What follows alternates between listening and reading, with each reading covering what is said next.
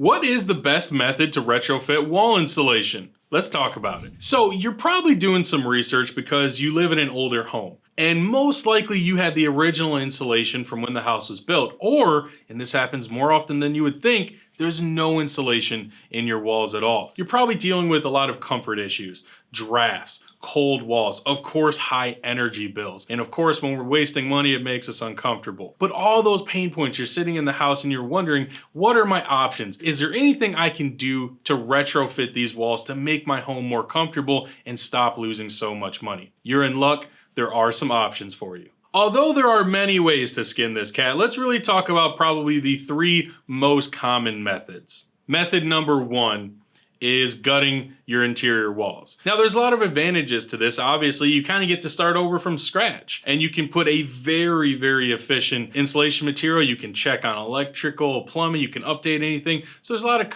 of pros to this method. One big downside is the cost. This is probably going to be by far the most costly way to retrofit those exterior walls. Now also keep in mind this will create a lot of mess and you will have downtime in your home, meaning you cannot use portions or all of your home during this process. Method number 2. You could inject cellulose into those exterior walls. Now we see this done quite often all over the country and it can work. There's obviously some inherent struggles with this because of the type of material cellulose is. It doesn't naturally work its way around obstructions inside a cavity or into nooks and crannies and that. So you are very, very dependent that the installer knows exactly what they're doing and they take the time to do it. We have had many reports of it taking weeks to properly install cellulose into exterior walls just because, again, to make sure you get all those nooks and crannies, it takes a lot of time to do. Can this be effective? Yes. And is it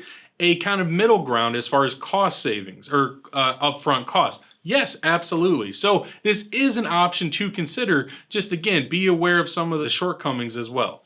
And method number 3, you could use injection foam to retrofit that wall insulation. A huge benefit to this is it can be done without having to tear down any walls on the outside or on the inside of the home. This usually is done by just taking off some siding on the outside, injecting that foam and putting the siding back on. This would be similar to the cellulose process, but one major difference with foam is it inherently has the ability to work itself around plumbing, around electrical conduits and boxes and other things like that. Because it goes in with a kind of shaving cream consistency, again, it will form its way around the cavity and all those corners and nooks and crannies. So this is a major advantage. Additionally, it's made to last the lifetime of the home. So if you're looking to retrofit your wall insulation and you think foam insulation is a good option for you, well, you're right. But you should go to our link below to our Find a Dealer page. Find your local RetroFoam dealer and you can request a free estimate today. This is the Professor of Foam reminding you that building is a science.